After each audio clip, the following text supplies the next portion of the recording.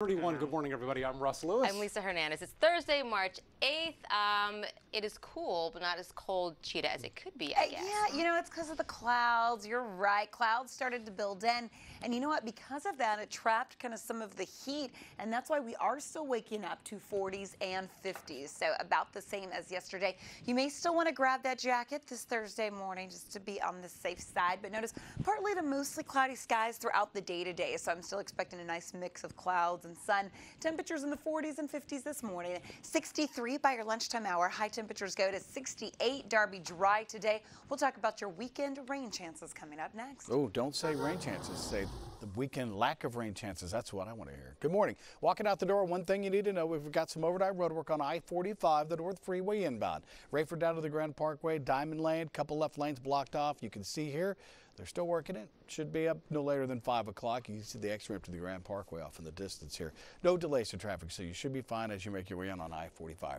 32 minutes, 1488 to downtown. Hardy Toll Road, nice and quiet. 69 as you come in from New Caney, looks good as well. Just 26 minutes, Grand Parkway to downtown. Darby, thank you. It's 4:32. We start this morning with a big scare overnight. Dozens of deputies rushing to several apartment complexes after getting a 911 call that somebody had shot a deputy. But now we're learning it was likely just a prank call. Our Janelle Fort is in North Harris County where that call was reported. Janelle, aren't there laws against this kind of false reporting? Well, yeah, Ross and Lisa, there are laws. They're called swatting laws. And essentially, if you report a false emergency like the one that caused so much panic here last night, you could be charged with up to a felony. So the person that made that call could potentially be in a lot of trouble. Here's what sources say happened last night. Someone called 911 and told dispatchers that a deputy had been shot and was laying in a parking lot of an apartment complex here on Ella Boulevard. Now, as you can see in this video, a frantic search took place, and then they did what's called a roll call to make sure every deputy, as well as officers from other agencies that were working in this area, were accounted for. Now, as you see, there's a number of apartment complexes here in this area. They searched this one and 5 others before determining that this was likely a prank call, and after determining from that roll call that all of the officers were accounted for. Now, last night, they did detain and question one person. That person was eventually let go. But it's still very concerning that someone would make that type of call, make that type of claim, and cause that type of panic. Guys.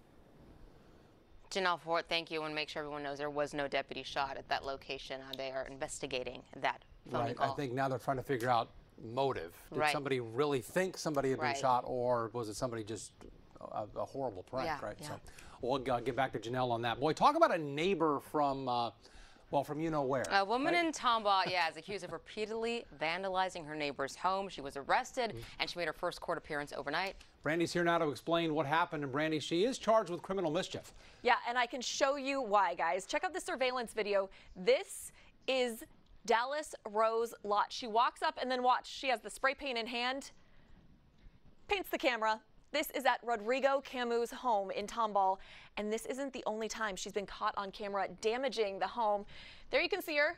She is pulling a for sale sign out of the lawn. She walks up, takes a picture of the door, and then she's going to take down this open house flag as well. Camus says Lott has also put super glue on his door handles. So she appeared in probable cause court overnight on that criminal mischief charge. Neighbors tell us she's gotten in trouble before for allegedly damaging lights at the courtyard. So why is she targeting the house Camus owns now? She claims that her house should be bigger, so there's some square feet missing inside her house. So obviously isn't mine. Right. Totally makes sense. Camus bought that house back in October. He planned to flip it. So far, though, he says Lott has sabotaged those plans. We posted this on our Facebook page and got quite a few reactions from people like Diana, who we assume is a neighbor. She wrote, "Finally." David just used this picture to show his reaction to the story. "You full-blown crazy." Jesse agrees, saying Lott needs a psychiatrist. And what Rodrigo Camus, that homeowner, says he needs is for the vandalism to stop. With Lott arrested, he hopes it will for now. guys. Feel for him as he tries to sell that house. Thanks, Brandy. 4:35 is our time this morning. Things back to normal. That's good news after a scary situation at Bush Airport. Police had to evacuate Terminal C out there because of a suspicious bag. A K-9 walking through the terminal picked up some kind of scent from the bag. The bomb squad was called in. As you would imagine, it created quite the scene there at Terminal C. Travelers were redirected, so the false alarm didn't cause any delays, but we still don't know what was in the bag that set the K-9 off. Police have not yet released that information. A student at Summer Creek High School, that's in Humble, is facing a third-degree felony this morning for bringing a gun to school. In a letter sent home to parents, administrators say they received a tip and they found the student with the gun yesterday morning. We don't know if he or she made any kind of threat, but police did arrest the student.